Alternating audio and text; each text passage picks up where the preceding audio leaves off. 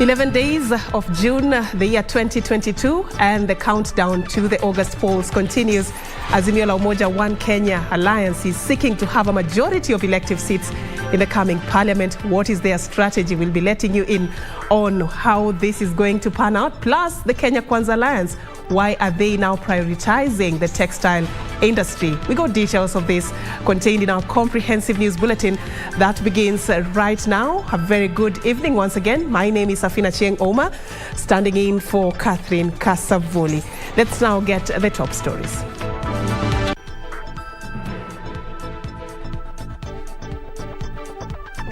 IEBC begins hearings for candidates' registration disputes after receiving 262 complaints.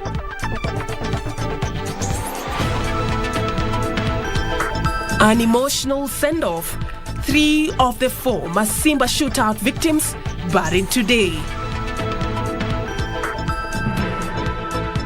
And in the race to State House, Kenya Kwanza woos Laikipia as Azimio traverses Murang'a County.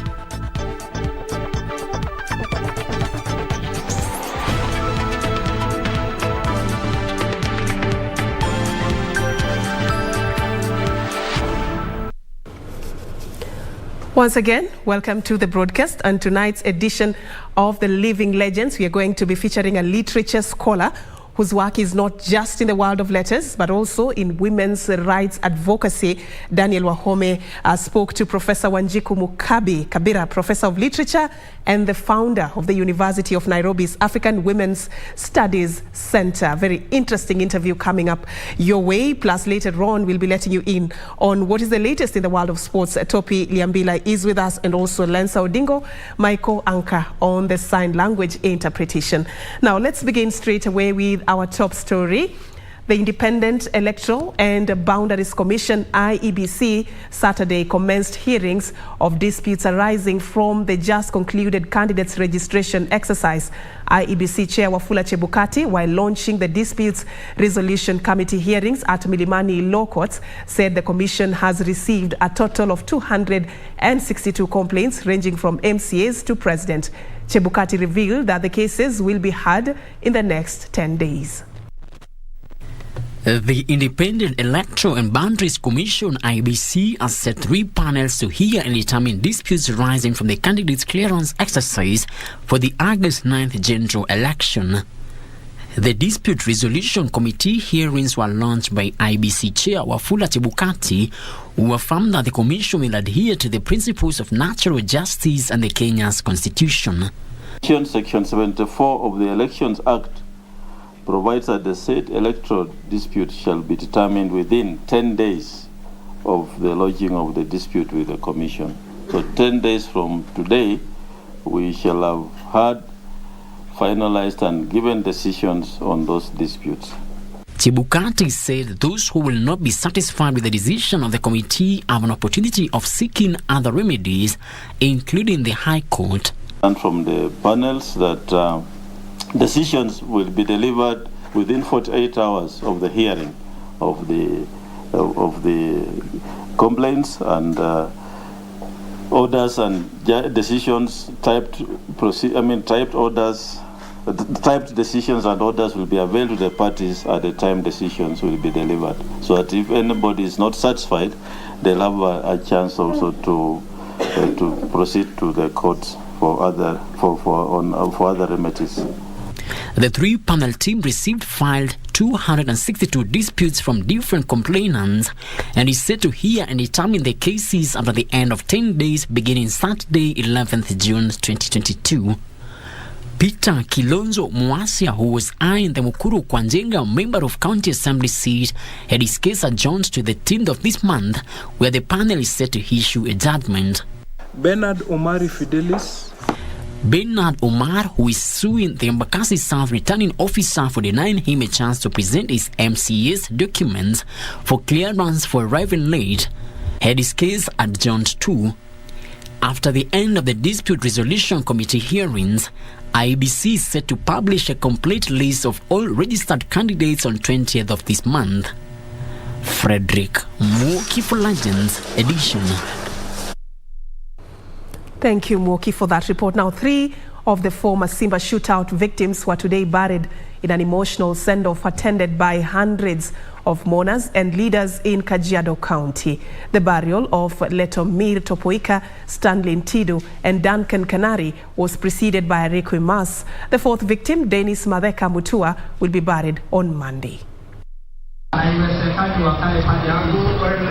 A dark cloud hung in the air as hundreds of residents converged to lay to rest 3 of the 4 Masimba victims who were allegedly killed by GSU officers. Letomir Chopoyak, aged 33, Stanley Ntidu, aged 42, and Duncan Kanari, aged 33, were buried in Kajiado Saturday, while the family of the 4th victim, Dennis Madheka Mutua, aged 26, requested to bury their son's body Monday, but his portrait was presented during the funeral service. Environment Cabinet Secretary Keriako Tobiko and Kajiado Governor Joseph Olelenku condemned the use of force by security agencies on protesters. The leaders further called for speedy investigation. Compensation lazima itakuja kulingana na sheria. Lakini kuna ubaya gani serikali yakisema tunawafuta machozi tukiendelea kama kosa?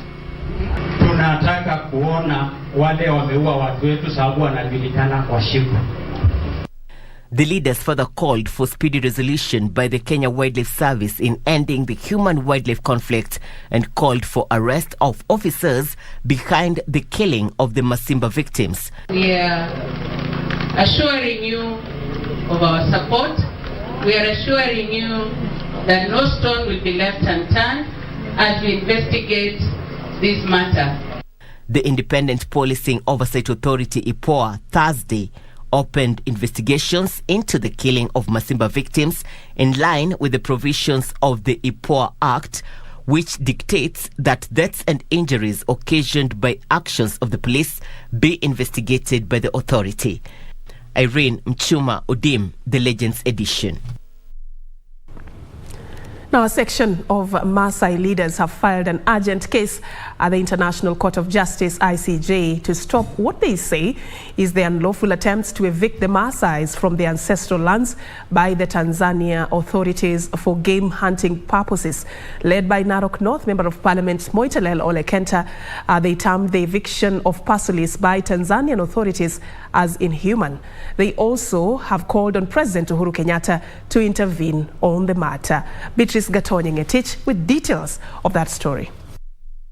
A section of Maasai lawyers, leaders and elders from Narok have joined calls for a stop in the ongoing eviction of the members of the Maasai community from their ancestral land in Ngorongoro Conservation in neighboring Tanzania. Led by Narok North Member of Parliament Moitalel Ole Kenta, Advocate Martin Ole Kamwaro, Narok Woman Representative Aspirant Lydia Ntimama, and Maasai Council of Elders Chairman Kelena Olenchoi, they have termed the ongoing eviction of pastoralists by Tanzanian authorities as inhuman. I wish to strongly condemn such inhuman and barbaric and merciless acts meted against our people in Tanzania.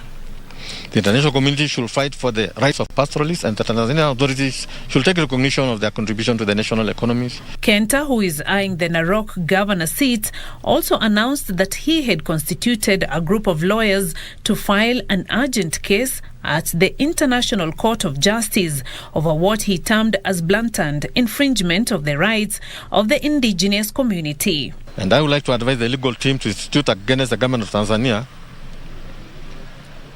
the necessary legal action to address this issue and to stop it forthwith, to avoid further suffering of these people, to avoid further abuse of the rights, to avert further killings, and to avert the suffering of our women and our children in Tanzania.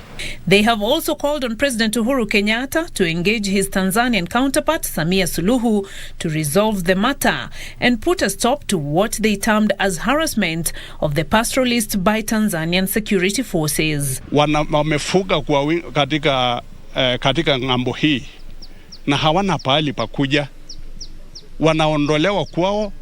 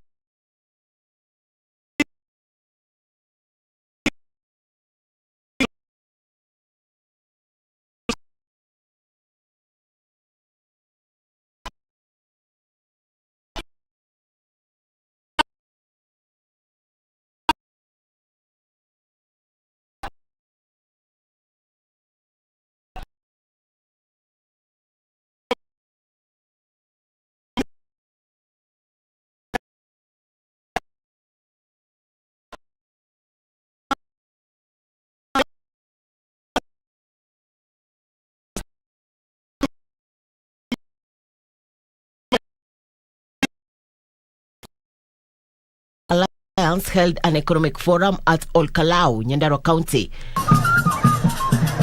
Elsewhere, the United Democratic Alliance Mombasa fraternity has vowed to debunk the notion that Mombasa is an ODM zone. Led by UDA campaign chairman Coast Region Kwale Governor Salim Vuria, the team urged the Coast electorates to vote in UDA government, saying it has the region's interest at heart.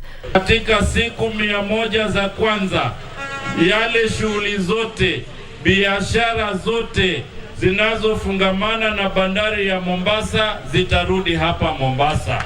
Tunataka sera maalum na vitendo ambayo serikali itafanya ili tuweze kupata mambo ya mashamba. Tunataka kurudisha mashamba yetu. Tunataka kurudisha poti yetu. Tunataka kurudisha ajira kwa vijana. Tunataka kuleta maji hapa Jomvu. Na kama kweli tunataka kufanya hivi kila mahali, lazima tushikane, tukiwemo Mijikenda, tukiwemo Mount Kenya, tukiwemo Waluya, tukiwemo Wajaluo, tukiwemo kabila zote, ili tukomboe hii Mombasa. Finally, leaders allied to Kenya Kwanza Alliance, led by Kakamega ANC gubernatorial candidate Senator Cleophas Malala and former Kakamega Senator Boni Khalwale, inspected Buhungu grounds in Kakamega ahead of Kenya Kwanza Alliance rally on Sunday. The meeting will bring together UDA, ANC and Ford Kenya parties who have pledged to work together. Kwa sababu sisi kama jamii ya mkoa Magharibi tunajua kwamba mahali jamii yetu imepata nafasi. It will be the official launch of the presidential campaign Western chapter of William Samoei Ruto. Now on to Azimio la Umoja. The Azimio la Umoja One Kenya coalition party running mate Martha Karua now says the coalition will seek further consensus among constituent political parties and front one candidate to ensure Azimio bags a majority of the elective seats in the August polls. Karua, who spoke in Murang'a, called upon the region to throw their weight behind Azimio presidential candidate Raila Odinga and keen to scrutinize aspirants right from the ward level before electing them into office. Azimio la Umoja One Kenya coalition running mate Martha Karua now says Azimio is keen to have a majority of elected leaders in the 2022 poll. According to Karua, Azimio leadership will reach a consensus with parties in the coalition to front one candidate to counter their opponents in efforts to boost Azimio win by a landslide. Tutafanya hiyo kwa njia ya uwazi na utahusishwa. Hakuna mtu atakuja kupitisha mambo yako bila wewe. Utakuwepo na hatutakuwa na mapendeleo. Ni kuangalia ni nani ataweza kupeperusha bendera na tuibuke washindi. Karua, who spoke in Murang'a during a meeting with community health volunteers in the region, also called upon Murang'a residents to elect leaders of integrity in all elective positions. Na watu wengi tunaangalia sana kiti ya juu ya president, hiyo tu ndio tunafikiria ni uchaguzi. Ujumbe wangu leo, kiti yote ni muhimu. Anza na mahali umesimama.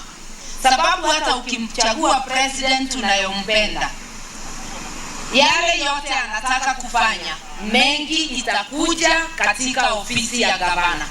Na gavana asiyotenda, wewe utamchagua ukifurahia, lakini kazi haitakufikia. Karua further drummed up support for Azimio presidential candidate, saying Raila has a history of fighting for the betterment of Kenyans. Meanwhile, Wiper leader Kalonzo Musyoka led Azimio team in a vote hunting mission in Loitoktok, Kajiado County. Kalonzo saying his return to Azimio was informed by the need to have the right leaders elected to lead the nation. Wiper leader further urged the region to shun leaders seeking to thrive on falsehoods and propaganda. Nchi inaweza kwenda na wakora. Nchi ikienda na wakora watoto wataumia. Hata juzi wakati wanasema ati baba 42 na huyo udaku 38, mimi nakasirika. Nasema baba yuko 60, wananyorosha baba pole pole na wale wajekulialia ni wale wako 38. Mimi najua hii kura itakuwa kama ile ya tu. Meanwhile, Azimio la Umoja One Kenya presidential campaign team on Saturday launched a drive meant to mobilize voter turnout among the youth in Odinga's Nyanza backyard. Led by the region's Azimio campaign coach Masimba, the team challenged young voters from the region to lead by example and ensure Odinga's round 1 victory in the 9th of August presidential election. Lile tunaomba peke yao, kwa sababu nimesikia kuna wale ambao walikuwa napanga kwamba watu wakuje kupiga kelele. Ndugu zetu wale ambao mnapanga, amwezi panga kwa mkutano yetu, mtapanga yenu. Tuko na uwezo wa kuhakikisha kwamba mikutano yetu yote ni mikutano ya amani, na tunaomba kwamba mikutano yote itakayofanyika huku Nyanza itakuwa ni mikutano ya amani. Ndiposa tumeleta vyama zote za Azimio pamoja. For Legends Edition, I'm Gladys Mungai.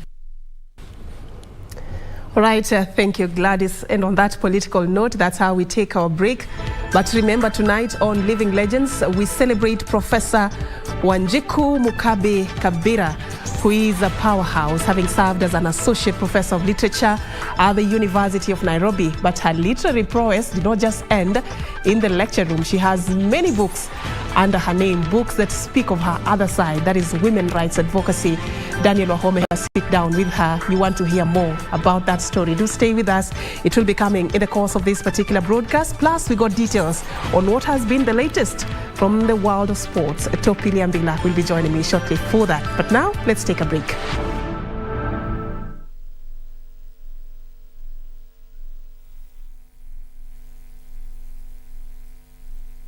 You shine. To get John chapter 11 as your skiza tune, dial star 811 star 965 hash. I am the resurrection and the life.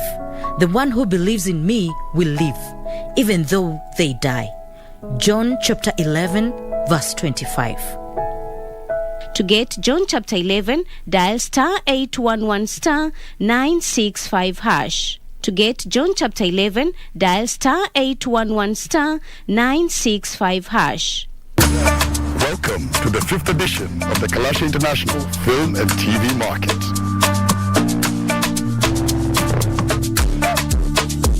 We have an exciting array of conferences and workshops featuring film industry experts from across the world. Come and experience the best of Kenyan storytelling at the Kalasha Market 2022. Come connect and trade in Nairobi. Come and experience 3 days of film and TV exhibition by players from within Kenya and across the African continent. Welcome to the Kalasha Market.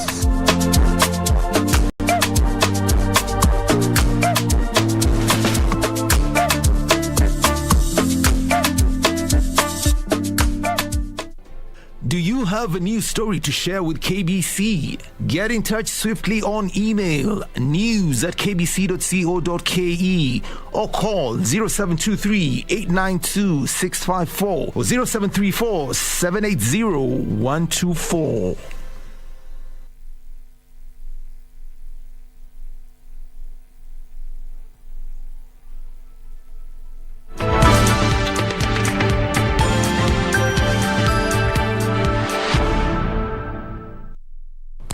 Welcome back and thank you for staying with us. Now on to the COVID-19 situation in the country. Kenya's COVID-19 positivity rate has hit an all-time high of 9.9%, with the country recording 288 new cases in the last 24 hours.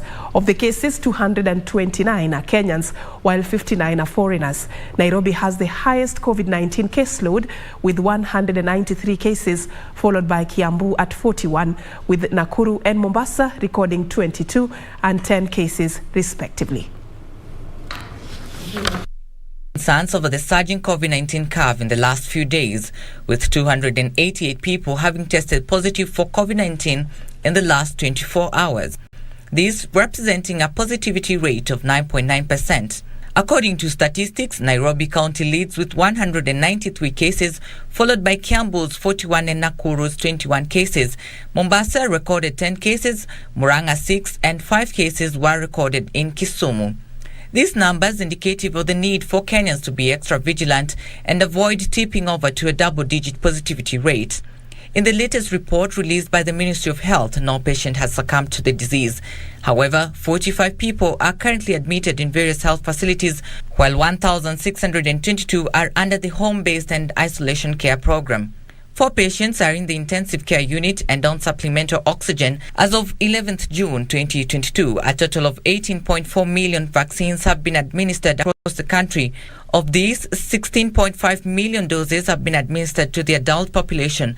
Data from the Johns Hopkins COVID-19 Resource Center indicates that over 534 million COVID-19 infections have been confirmed globally, with 6.3 million deaths being reported since the beginning of the pandemic.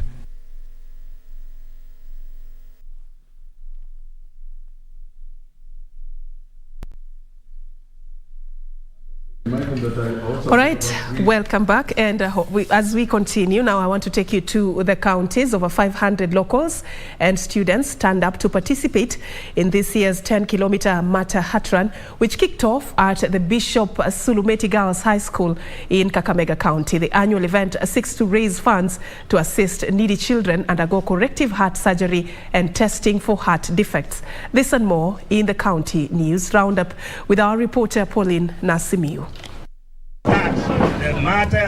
Speaking before the flagging off of the runners, Kakamega's Catholic Cathedral Bishop Joseph Obanyi Sagwe expressed gratitude to all participants and urged more Kenyans to turn up in support of the noble cause to ensure the cost of surgery does not hinder needy patients' access to treatment. This is a fruit of the generosity of many Kenyans who touch a heart with their little contribution. And it will not have come at a better time than here in Kakamega, where we also feel that we are also part of touching of people's hearts in Kenya. In Kirinyaga County, the government has saved 400 million Kenyan shillings from the 8.2 billion meant to complete the Thiba Mega Dam. The director of the Presidential Delivery Unit, Andrew Wakahiu, said the saving arose from the contractor's efforts to complete the dam 3 months ahead of the August deadline when the contract is scheduled to lapse. And it is for that reason that this project has been delivered bang on time. It was supposed to be delivered by August 2022 as per the contract, and it was actually complete in June 2022. 3 months before schedule. And additionally, which is I think a very good message for Kenyans, this project has been completed with a saving of 400 million shillings. Elsewhere, a credit farm has offered hope to persons living with disabilities at the coast after rolling out a wheelchair program to aid their mobility and management by their caregivers. ASA International Chief Executive Officer Sazal Hussein say they have rolled out the distribution of wheelchairs to the needy in Mombasa, Kwale and Kilifi counties in a bid to improve productivity of people with disabilities in the area. So now we want to distribute these wheelchairs so that they can realize their potentials and can work in the mainstream of the business society. Meanwhile, Kisii Central Sub-County Deputy County Commissioner Wilberforce Kilonzo has urged residents of Nyaribari Chache constituency in Kisii County to lay proper foundation in their children's lives by refraining from destructive behavior for the sake of their children. Pauline Nasimiu for Legends Edition. All right, it's now time for the latest from the world of sports, and I hand you over now to Topi Liambila. Topi, take it away. Thank you very much, Safin. Topi Liambila, just Safin has introduced me already, and this is the sports segment of the Legends Edition this Saturday. We come up again with another comprehensive look at sports from the world over. In the highlights tonight, we've got the African Senior Athletics Championships in Mauritius. Then a look at the Curia Cup rugby, where the Simbas seem to be on the roll. And of course, Japan's Hiroto retaining his WBA title. Caroline Nyaga clinched a gold medal today for Kenya at the ongoing 22nd edition of the African Senior Athletics Championships in Saint Pierre, Mauritius, after clocking 32 minutes and 12.161 seconds in the women's 10,000-meter race. Chebet Zina of Uganda finished second in 32 minutes 17.66 seconds, while Dekebo Gebre of Ethiopia settled for the bronze medal. Kenya won its 5th gold medal today at the ongoing Africa Athletics Championships in Mauritius to increase its medal tally to 12. Caroline Nyaga with that stiff challenge from Ethiopian and Ugandan runners to win a gold medal in the 10,000 meters race after clocking 32 minutes 12.61 seconds. Rachel Chebet of Uganda finished second in 32 minutes and 17.66 seconds ahead of Ethiopia's Meseret Gebre, who finished third. In other races, Imali Maximila qualified for the finals in the women's 200 meters race, while Naomi Corriel, Brenda Chebet and Jareen Tamosia qualified for the finals in the 800 meters race. Abel Kipsang, Kumari Taki and Elias Ngei sailed through to the finals in the 1500 meters race. Kenya has bagged a total of 12 medals, including 5 gold, 2 silver and 5 bronze medals. The 5-day event comes to a close tomorrow at the Kodior complex in Mauritius. Nora Mwangi, reporting for Legends Edition. The national rugby 15s team Simbas came from behind to beat Eastern Province Elephants from South Africa 41-24 in their Courier Cup Division 1 match played on Saturday at the RFUEA grounds in Nairobi.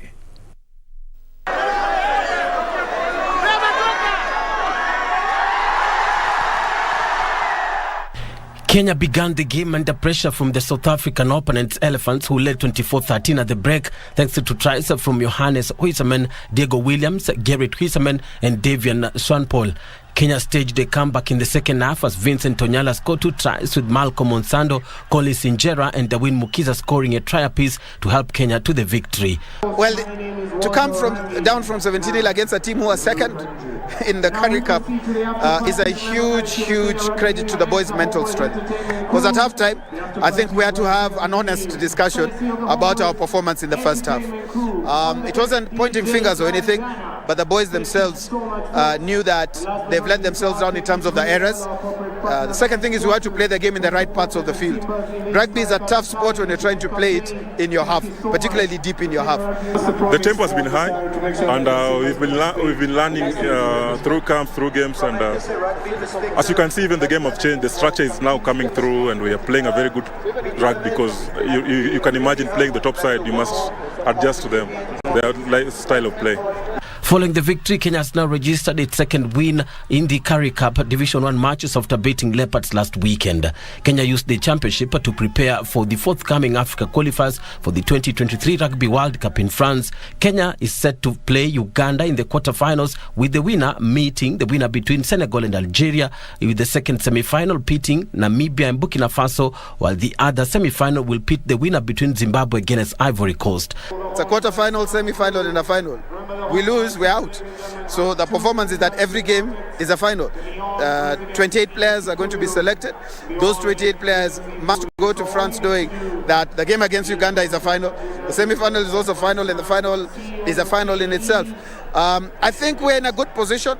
The Africa Rugby World Cup qualifiers are scheduled for France from July 1st to 10th. The winner of the championship will qualify for the Rugby World Cup finals in France. Bernard Okumu, Legends Edition. From the swimming zone, Machuki, Natasha and Rashad Ali emerged winners of the individual 100-meter medley for the swimmers aged 12 to 13 years, girls and boys respectively, during the Private and International Prep Sports Association PIPSA organized age group swimming championships held at the Makini School in Nairobi. Natasha Machuki posted 2 minutes and 19.16 seconds to emerge victorious in the girls aged 12 to 13 years 100 meters individual medley category.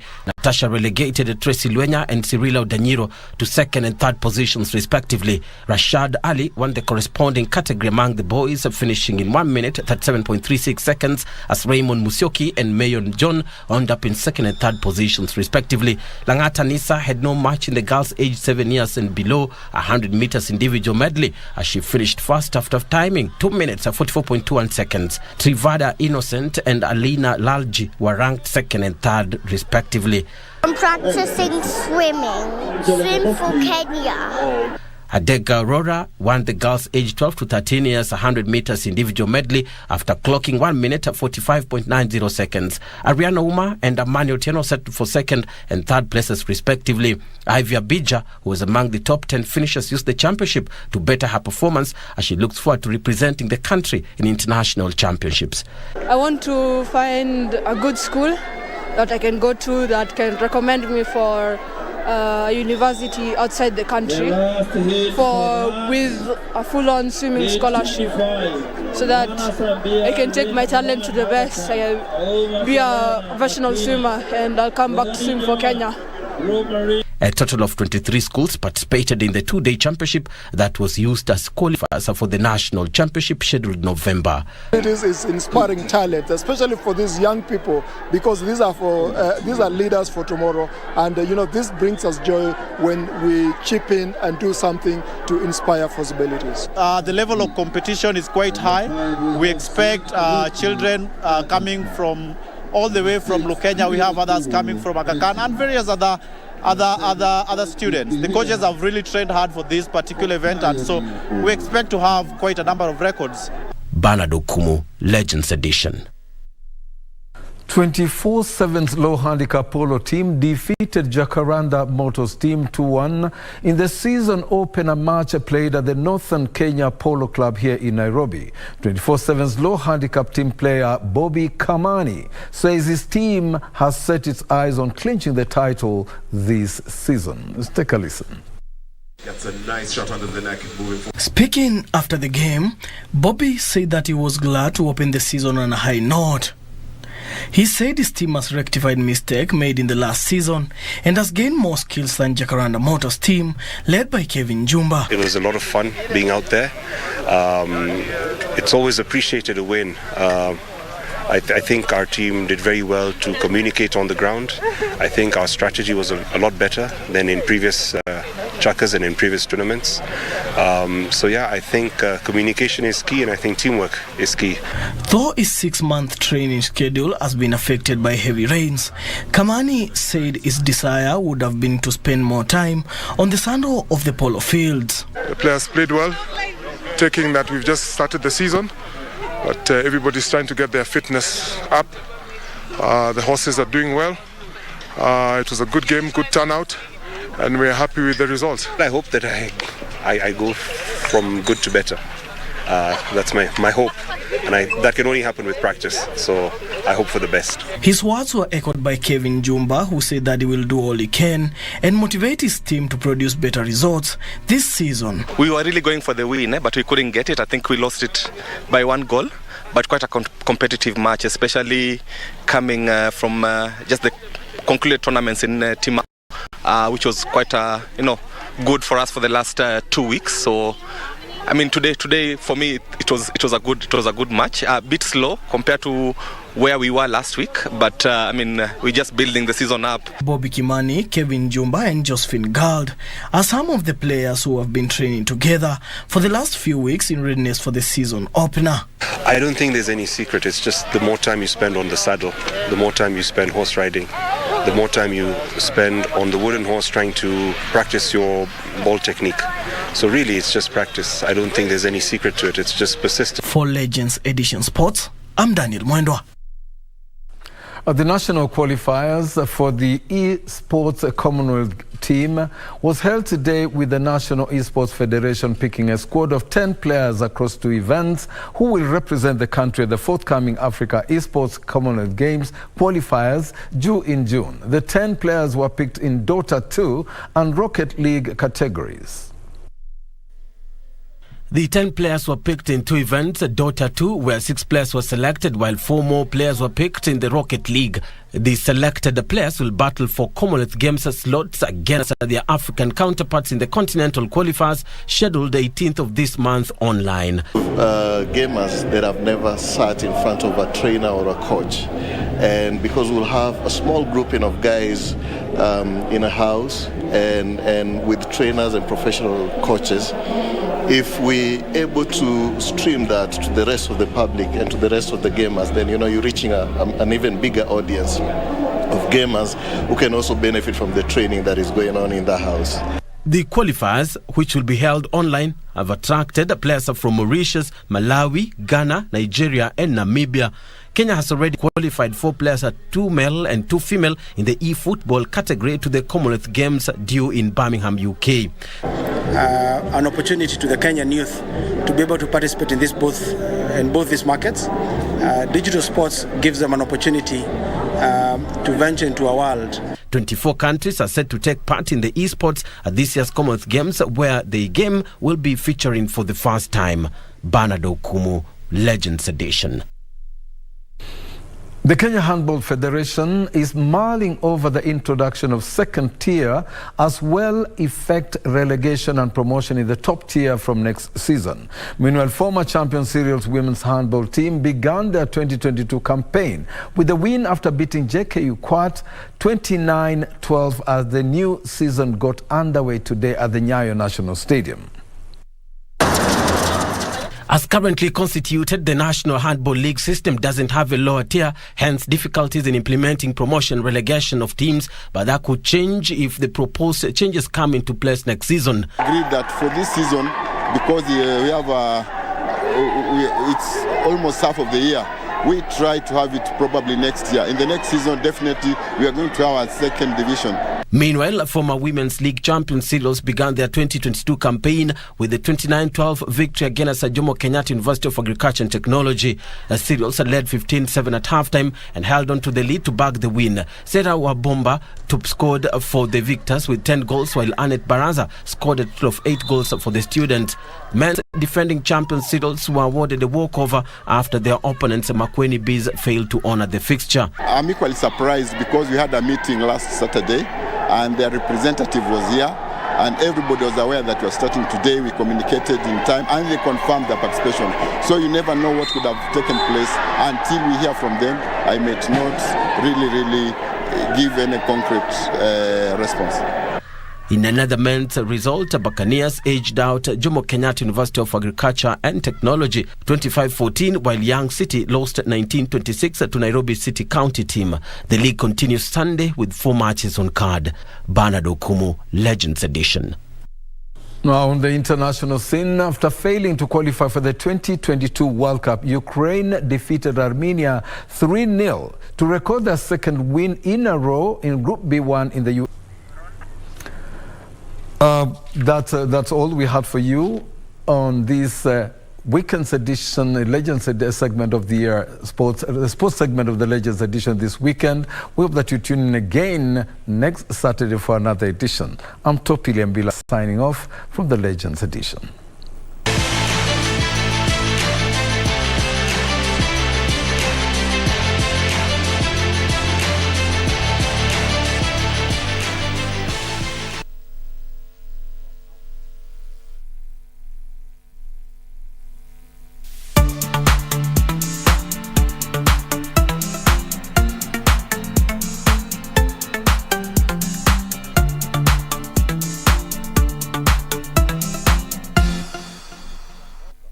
Uchaguzi mkuu wa tarehe 9 Agosti utabadilisha pakubwa taswira ya kisiasa ya taifa hili.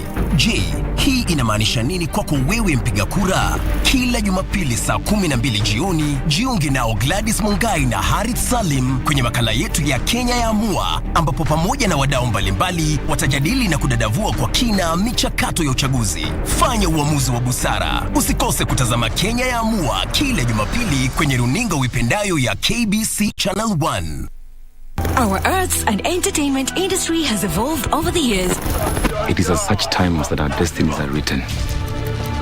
Will we rise up in courage? or die in cowardice. Who are the movers and shakers in film and theatre? Get trendy as we review locally produced films and stage drama every Wednesday at 9 p.m. on Cinemas and Theatre. Brought to you by the Kenya Film Commission. Film Kenya, Capture Africa. Top sports attractions on KBC Channel 1. In July, Kenya Morans face off against the DRC, Egypt and Senegal in the FIBA Basketball World Cup African qualifiers in Alexandria, Egypt from 1st to 3rd of July 2022.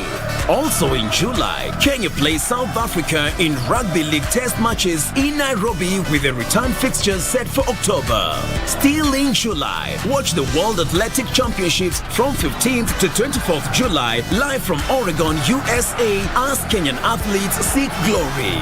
Followed by the 22nd Commonwealth Games from 28th July to 8th August, live from Birmingham, England.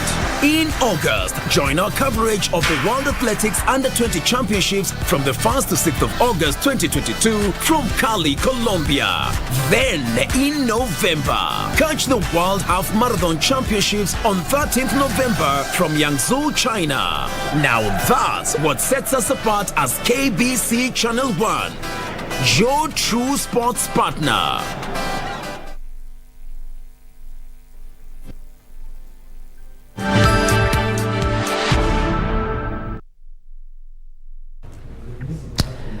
All right, welcome back. And like we promised you, we are now going to be getting into our segment Living Legends. And tonight we are celebrating Professor Wanjiku Mukabe Kabira, who features tonight as a literature scholar whose work is not just in the world of letters, but also in women's rights advocacy. Has several books under her name, including Celebrating Women's Resistance, The Oral Artist, Our Secret Lives, and They Have Destroyed the Temple. Just some of the books she has written to highlight the plight of women and the journey in women rights advocacy in the country.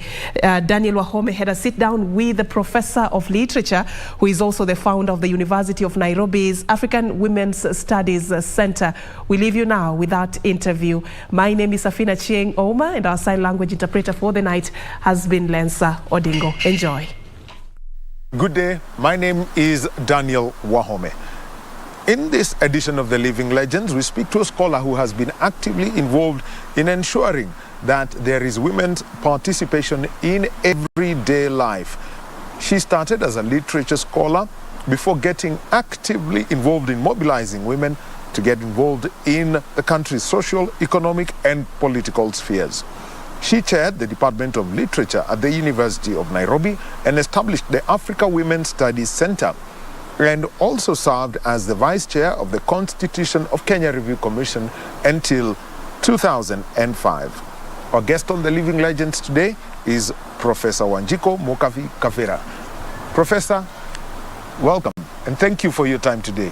Professor, as with every edition of the Living Legends, tell us about your early life and education, from primary school through secondary school, and how you got into literature. I went to Githiriondi Primary School.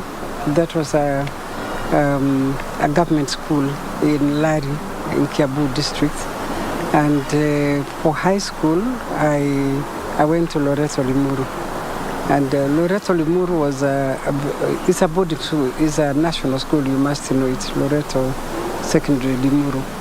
And I did my Form 4 there, and then I went to make a long story short, I did not really continue. I went to Kenyatta College for 1 year. I wanted to do S1, but then I decided I was going to go to the convent, which I did. I think around 1968, 69.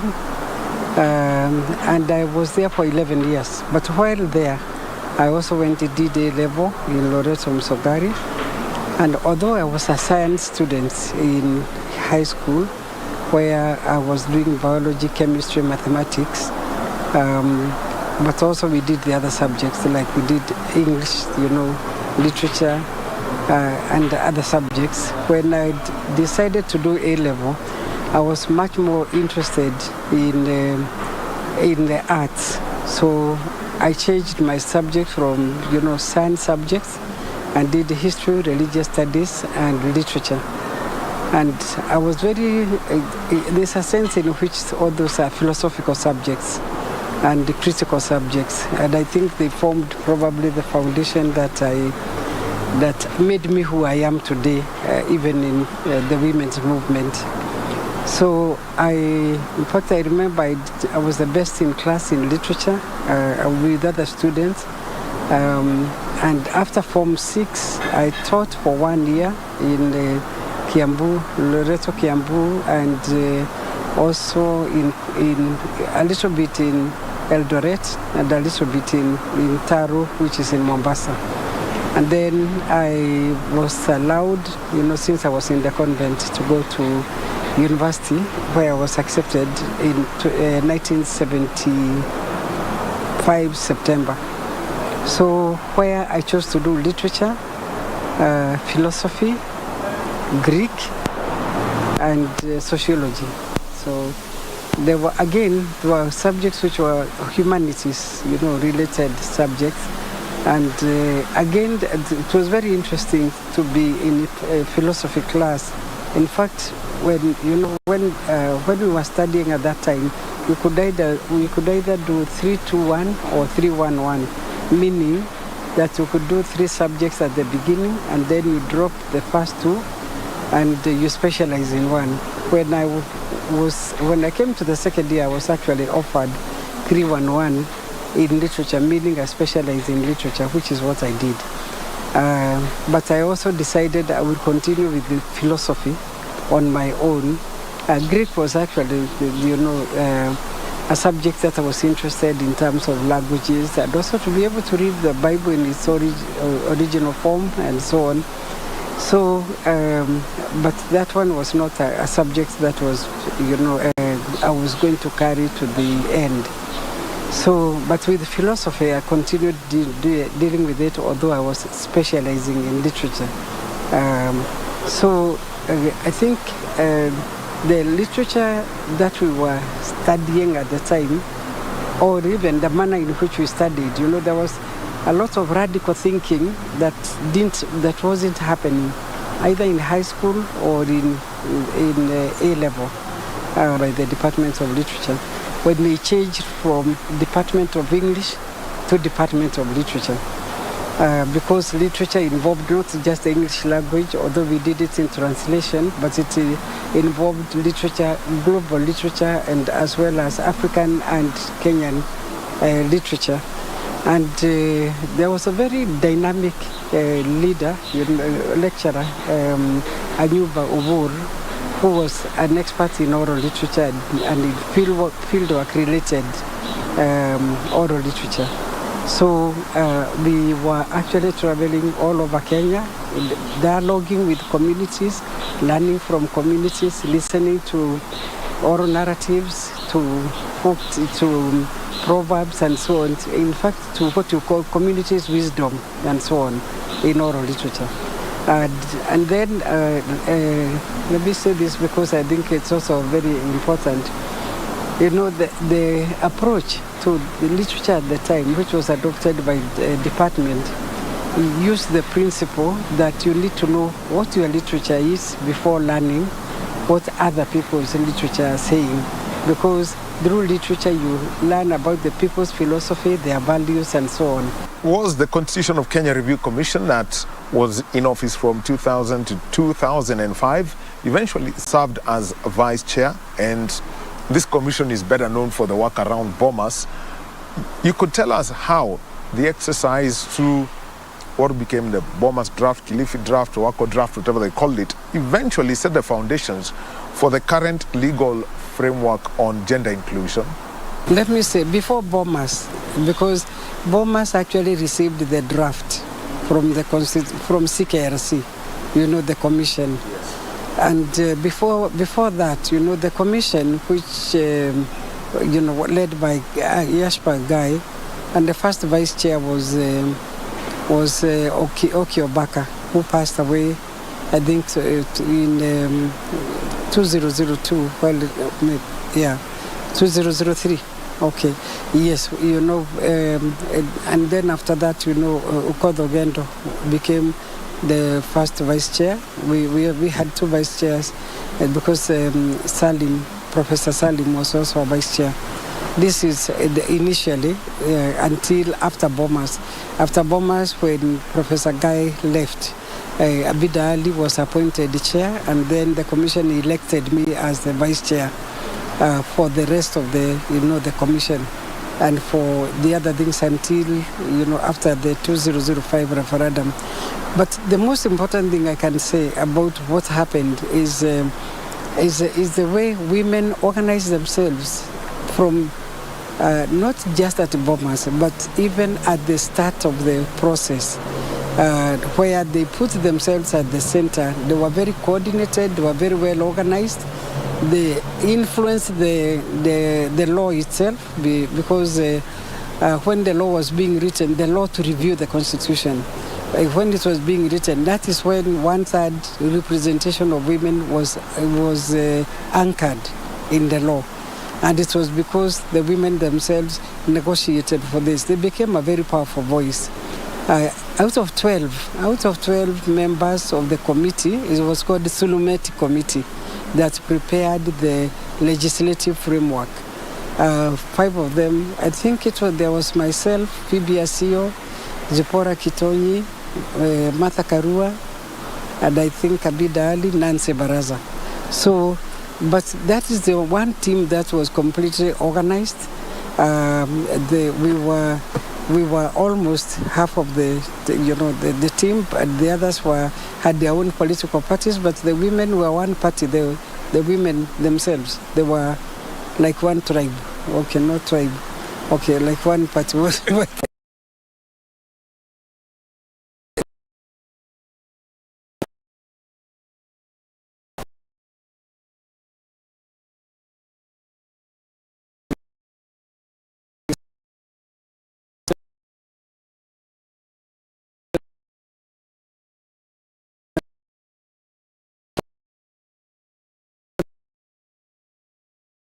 At the national level and at the county level, since we had district representation and so on.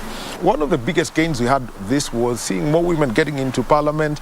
We cannot fail to mention the Honorable Martha Karua, currently Governor Charity Ngilo, Honorable Phoebe Asio, Ambassador Tabitha Say, making her attempts in some of the toughest places. But we cannot miss out Governor Ngilu running for the presidency in 1997, Professor. What were the lessons learned in those years? Yes, but Governor Ngilu actually had the first shot in 1992. And even at that time, women were already organizing themselves to promote women in politics.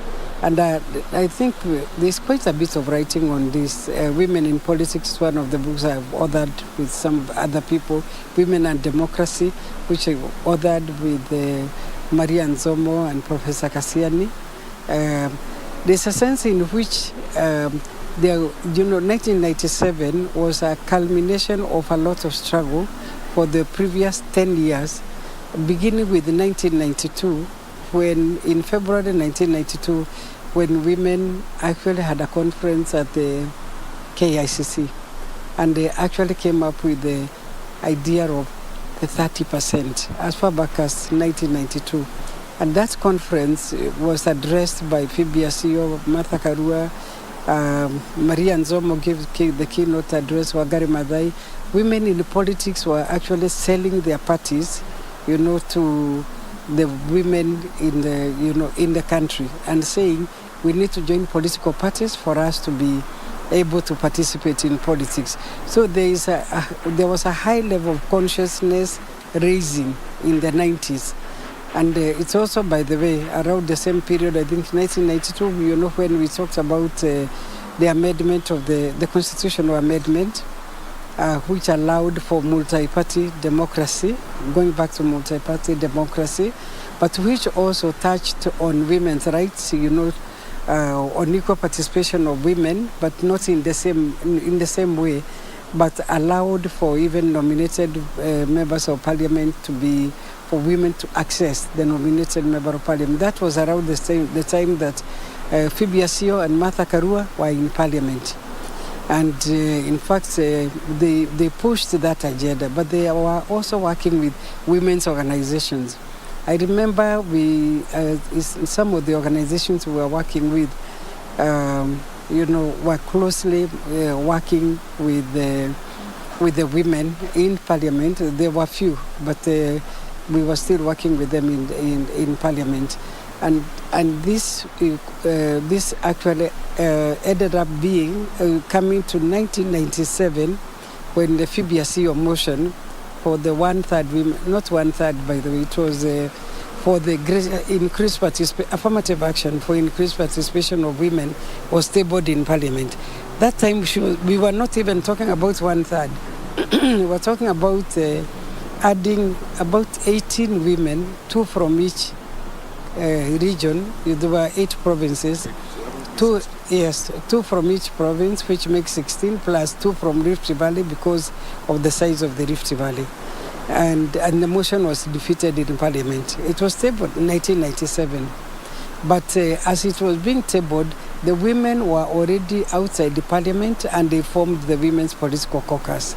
So it was a very political decade, 1990 in particular, with very high level sensitization, consciousness, but also with what you call social self-mobilization, with women coming together, irrespective of political parties, ethnic interests, and so on. And that is also what made it possible for them to actually bring the agenda to the constitution-making process.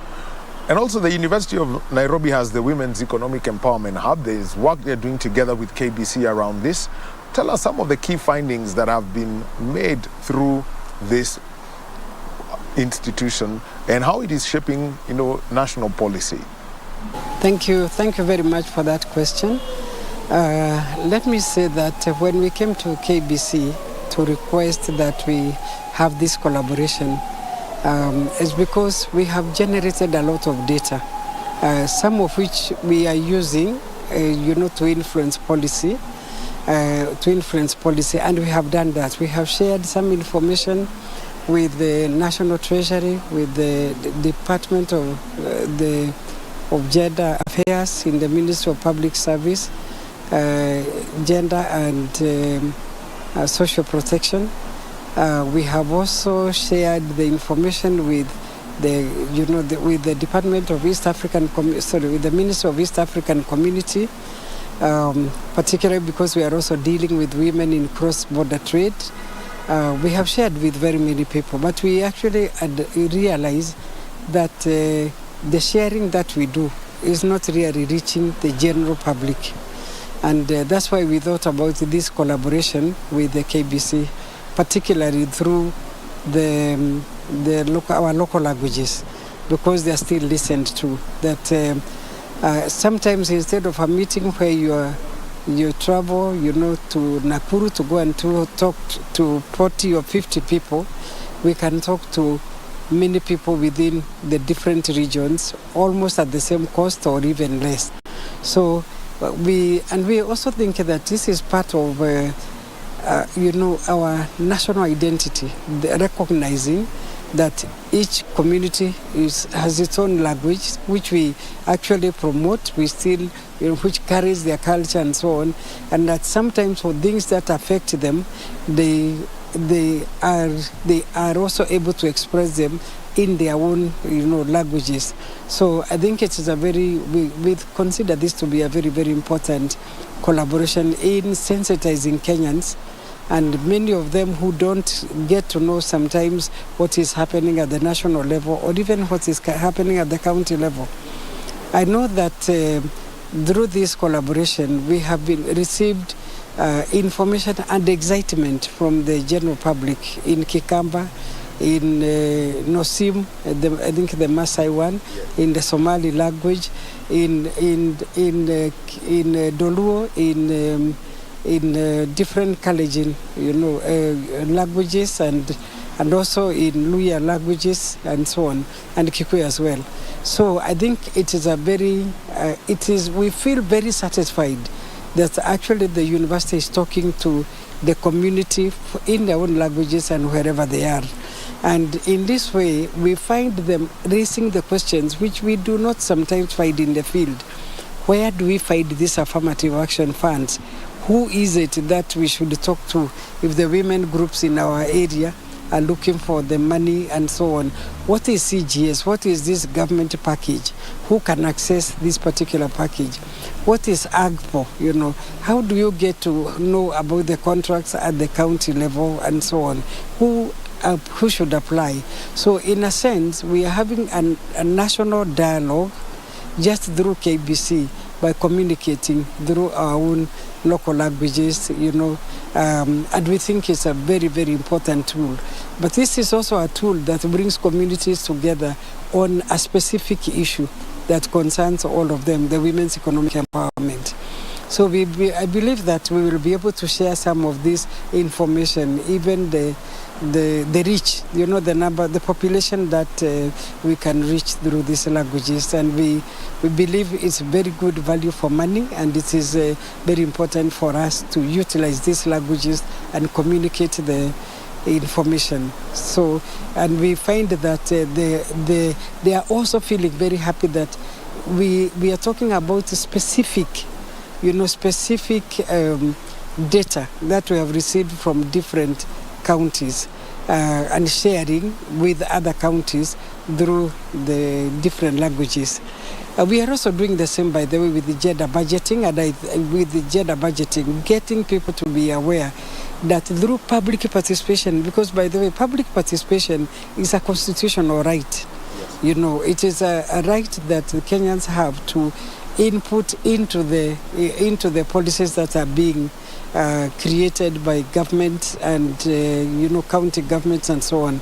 And we find that the women are very interested in this, and they are actually beginning to make presentations to the various stages of the budgeting processes at the county level, and the counties are also responding in a very positive manner. So it's a very good strategy for promoting women's economic empowerment. Thank you very much, Professor Wanjiko Mukavi-Kapera, who is the director of the African Women Study Center at the University of Nairobi. She has been chair of the Department of Literature and has used her platform in academia to champion for the rights of Kenyan women and also on the continent. These rights are not just political, but they are also in health, in economics, and in food security. She has also served as the vice chair of the Constitution of Kenya Review Commission that was in office from 2000 to 2005. And she continues to call for safe spaces for women to achieve their full potential. Thank you very much, Professor Wanjiko Mukavi-Kapera, for your insights on this edition of The Living Legends. Keep watching KBC Channel 1. My name is Daniel Wahome.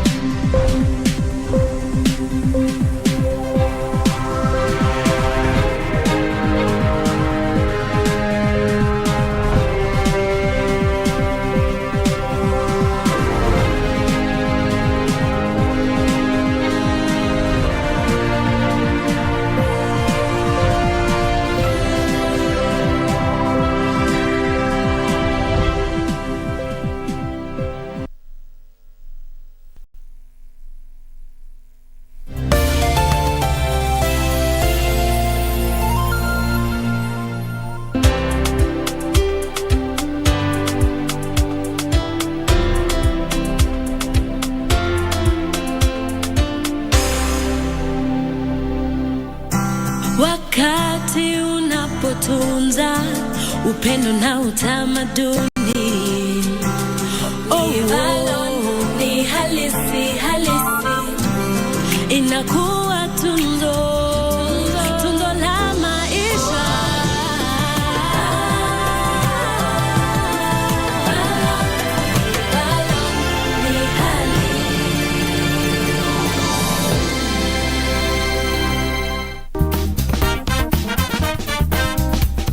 The meaningful inclusion of women, youths, persons with disability and other less represented groups is very crucial for a truly democratic election. Democratic right yao lazima wa vote, waweze kukatazwa kuvote, lakini sasa IEBC ndio sijui itaweka kwenye kategori gani. The majority of the population that actually is affected by electoral violence is actually women and girls. I remember Chepkati coming out and saying that we are not taking this. He said we have, removed it, withdrawn it. Why? Globally, our president has gotten an award for gender equality and championing the women's agenda. Yet back at home, even his own cabinet does not meet the 2/3 gender rule. Let's mainstream these things, and so that we can be able to move forward as a people, as a society. Aha, msikilizaji wa Radio Taifa, karibu tena kwenye kipindi kinajulikana kama Rada ni Yesu. Kila Jumapili kinaletwa kwako na rubani unayempenda anajulikana kama Mr. Rafton Igi. Ungana nami kila Jumapili kuanzia midaya ya saa 12 mpaka saa 1 usiku. Kuna miziki noma sampulia hii. Najua nitaona mazuri. Mwambia mpenzi msikilizaji, ni kunanga ni kukashkush. Kila Jumapili ninakuletea miziki za mavijana. Kama wewe ni kijana na unataka injili kamili, utaipata hapa. Tuonane Jumapili hii. Sauti ya Mkenya.